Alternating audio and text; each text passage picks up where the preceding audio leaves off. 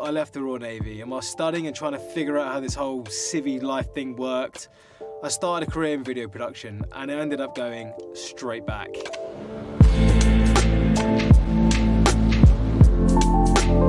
On my latest assignment, I was sent to Estonia and I got to see the Royal Marines from a different perspective.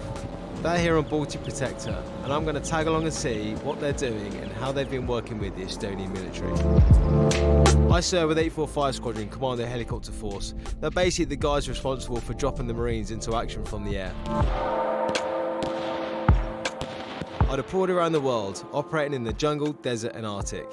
And although I left the military, the passion and respect remains, and I want to take you on that journey with me. I've come to Lasna to visit 4-5 Commando, Royal Marines and 2-9 Commando Royal Artillery. They're currently dug into trenches in Lasna and I want to go and see what they're up to.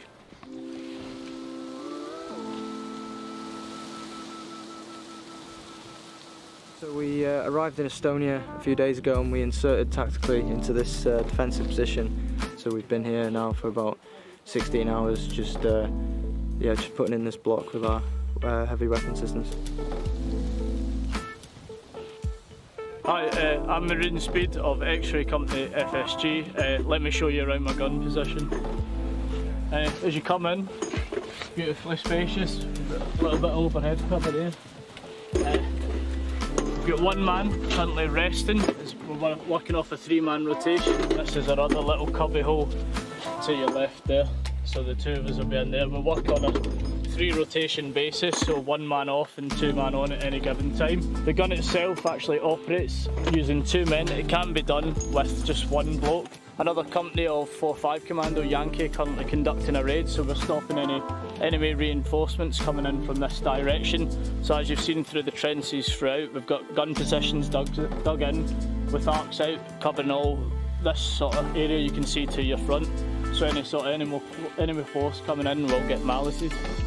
After chatting to the guys in the gun position, I headed over to the control point, which is pretty much a hole in the ground as well. Well, I'm Captain Thomas Wiegman. I work with 7 Battery as part of 2-9 Commando Royal Artillery. So this is the TAC headquarters.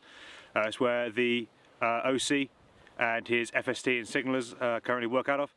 I'm the FST commander, and between myself and the MFC Alpha there, we're linking in with an observation post about just a kilometre away, and they're directing indirect fires on in-depth enemy positions. To be settled in here for about 3 days, and we've got all the ammunition and the stores and the rations to be settled in for at least that length of time. Yeah. After visiting the CP, I made my way over to a mortar troop, who are located behind the firing positions.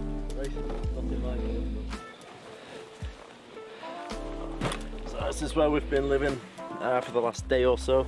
The main thing is keeping it nice and tidy because it's only a small space. You work in 3-man crews in mortars, so you've got Ricky and Jay just over there. So between us we man the 81mm mortar. We've got the smoke just here for creating smoke screens, and you've got your high explosive just over there.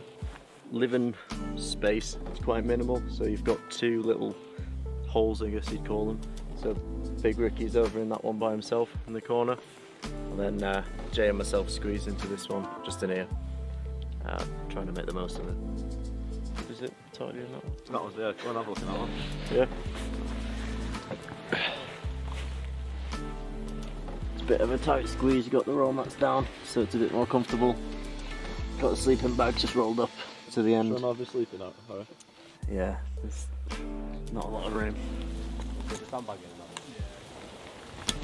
2-2 Foxtrot, Roger, Alright, my name's Sam from 4 Troop 1 section, and this is our trench tour. If you'd like to follow me down into the admin area, you see this admin absolutely everywhere. Obviously, luxurious sleeping quarters here. Everyone's obviously very, very keen to be shown on film. Following around to our, I don't know, what's this our central position, our prime viewing spot. Good arcs out onto prime Estonian real estate. Further on, got a well-stocked ammo point here for what looks to be a very feisty night shoot. lots of loom, lots of tracer, lots of all sorts of good stuff. And on it goes, and on it goes. Despite the amazing advancement in kit and tech, here they are practicing trench warfare again. It's real back to basic warfighting, and it's pretty awesome to see.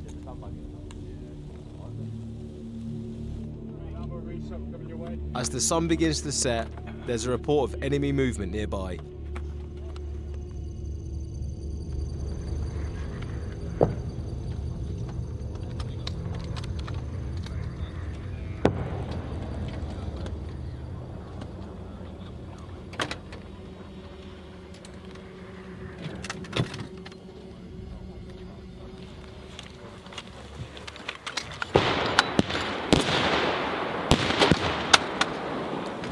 After a bit of shut-eye, the Royal Marines trenches were contacted.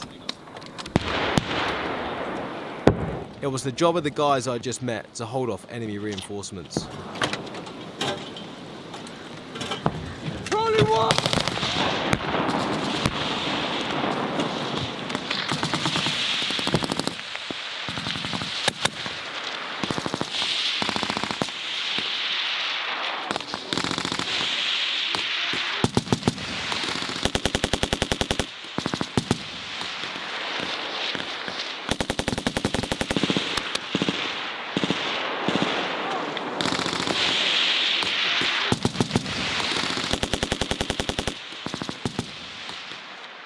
The next morning, I headed out to Amari Air Base, where 845 Squadron, my old squadron, flew me out to RFA Line Bay.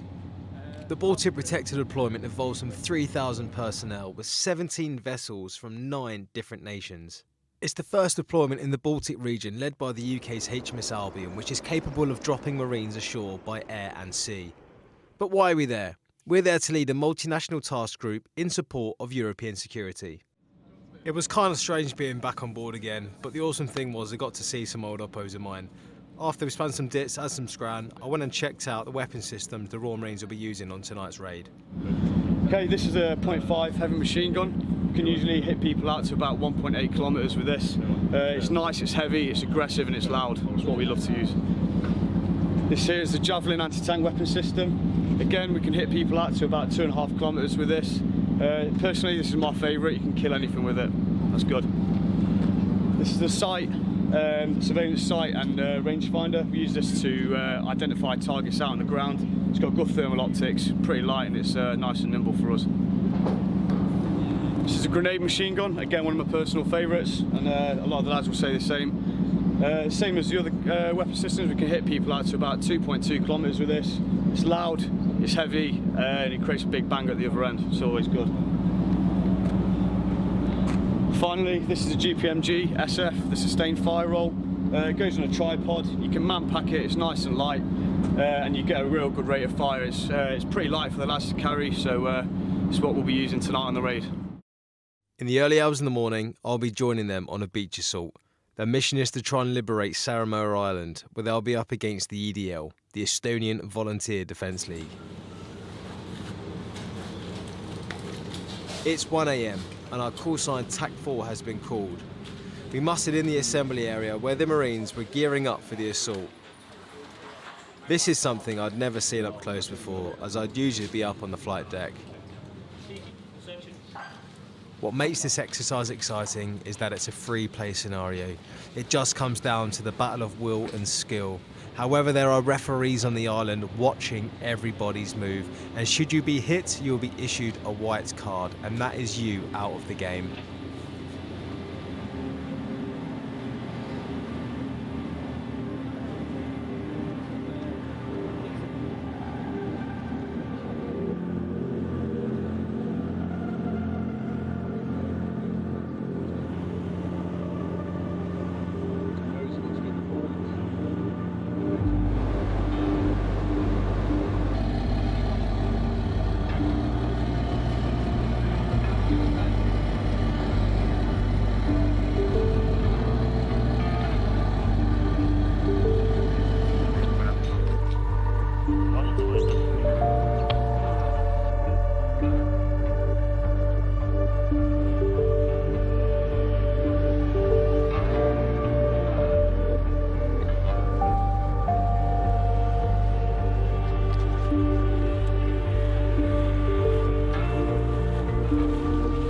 Dummy raids were conducted on the other side of the island, allowing the Royal Marines to insert tactically and undetected from an unknown direction. This gave the Marines the upper hand. They yomped across the island and met up with their recce teams, which had been inserted 24 hours prior.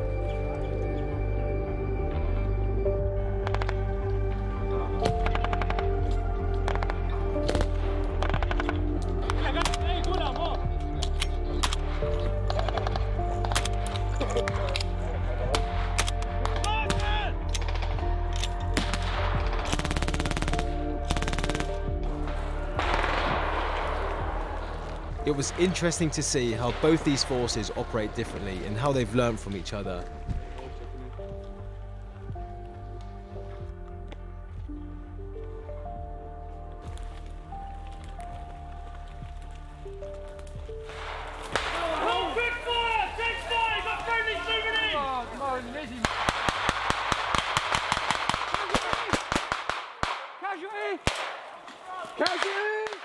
As the dust settled on the final X, with the adrenaline still pumping, it was awesome to have finally seen the Royal Marines in action ashore.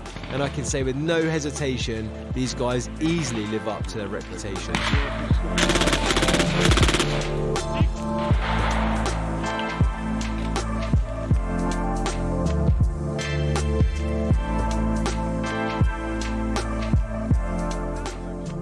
Guys, if you enjoyed the video, drop a comment below and give it a thumbs up. If you're involved in Baltic Protector yourself, I'd love to hear how the deployment went from your side. That's it from me, and I'll see you guys next time on Access.